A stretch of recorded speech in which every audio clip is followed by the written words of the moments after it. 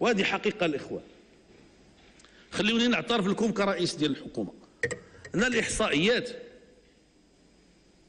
حنا درسنا الإحصائيات وكنفهموها. الإحصائيات هي مؤشر ماشي حقيقة مطلقة، لأنه التأويل ديالها وهي نفسها تغر إن لم تكن يعني، فخاص نعرفوا بالضبط. لأنه حنايا ملي تنمشيو للبوادي، تنمشيو للمناطق اللي كان فيها الفقر، كنلقاو بلي هذه الأرقام هذه كاينة غير في هذه الأوراق هذه، لا علاقة لها بالواقع.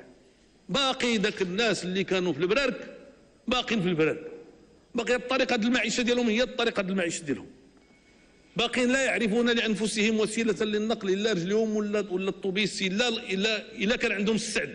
خاصكم تعرفوا شنو هي الإنسان ما عندوش الفلوس باش يخلص الطوبيس. هذه أشياء ربما لا يصدقها المواطن العادي، ولكنها واقع وحقيقة. وسمحوا لي غنقول لكم واحد القضية، حتى الجوع باقي موجود. أنا اليوم في هذه الأيام هذه كاين اللي كيجي كيقول لي السيد كيران والله ما كنلقاو باش نكملوا الفلوس باش نديروا الحريرة ديالنا. لأن أنا كيجيو عندي الناس للدار، واش كذبوا ولا صدقوا الله أعلم، ولكن لا شك إلا كانوا ما صدقوش 100% راهم قريبين من الصدق، لأن الحالة ديالهم تتبين شنو هي الحقيقة. وعار هذا علينا كأمة. شحال وصلنا السي نزار ديال الشراء ديال السيارات؟ 5 دولار، 5 دولار ديال الدرهم.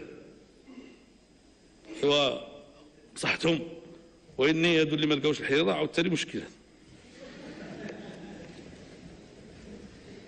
انا ماشي ضد الاغنياء، انا معروف، بالعكس، لا ما كنخلع حد.